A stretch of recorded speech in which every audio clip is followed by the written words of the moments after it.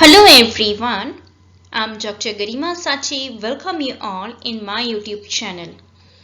Diabetes mellitus की series में आज हम एक छोटा सा टॉपिक समझते हैं कि टाइप 1 और टाइप 2 में क्या डिफरेंस है, क्योंकि इसी बेस पे मेडिसिन का सिलेक्शन भी किया जाता है।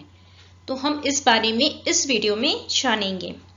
फ्रेंड्स, हमारे चैनल को सब्सक्राइब कर दीजिएगा, बेल आइकन ज़रूर प्रेस कर दीजिएगा और वीडियो को कंप्लीट देखिएगा, समझिएगा। और हमारी वेबसाइट है www.drgarima.blog.com, उस पे जाके आप हमारे ब्लॉग्स भी पढ़ सकते हैं। तो चलिए शुरू करते हैं टाइप 1 और टाइप 2 के डिफरेंस के बारे में। पहले हम नॉर्मल फिजियोलॉजी समझते हैं। तो जब खाना खाते हैं, इंजेक्शन ऑफ फूड होता है, तो कार्बोहाइड्रेट्स का ब्रेकडाउन छोटे छोटे पार्ट्स में होता है और ग्लूकोज बनाता है, और ये ग्लूकोज नॉर्मली ब्लड स्ट्रीम में रहता है और वहां से बाकी वेरियस बॉडी ऑर्गन्स में जाकर एनर्जी प्रोड्यूस करता है।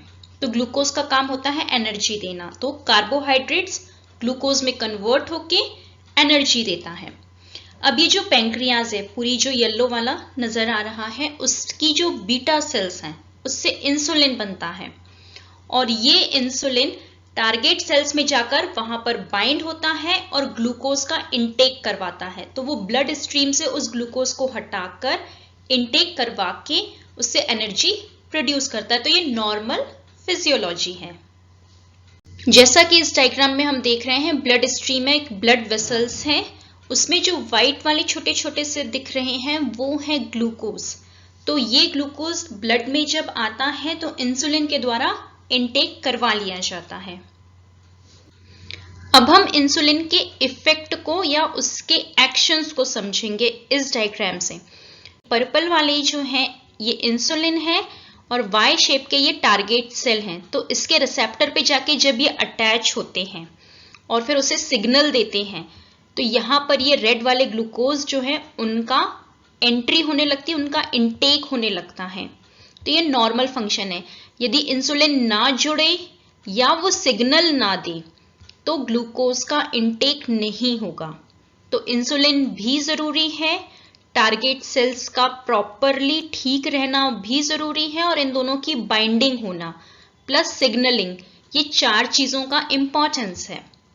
तो यदि ये सब कुछ नॉर्मल रहा तो ग्लूकोज का इनटेक नॉर्मल रहेगा, वो ब्लड स्ट्रीम में ना रहकर प्रॉपर एनर्जी प्रोड्यूस करके बॉडी में शुगर प्रोड्यूस नहीं करेगा। चलिए अब हम ये समझते हैं कि टाइप 1 में क्या प्रॉब्लम होती है। तो ये जो पेंक्रियाज है, इसमें बीटा सेल्स डिस्ट्रॉय होंगी तो इंसुलिन सिक्रीट ही कम होगा। जब इंसुलिन ही नहीं होगा तो टारगेट सेल्स पे बाइंडिंग नहीं होगी, सिग्नलिंग कम होगी, तो ग्लूकोज का अपटेक या इनटेक भी कम हो जाएगा, जिस वजह से ग्लूकोज ब्लड स्ट्रीम में ही रह जाएगा और ये शुगर कॉज करता है या diabetes mellitus type 1 variety cause करता है।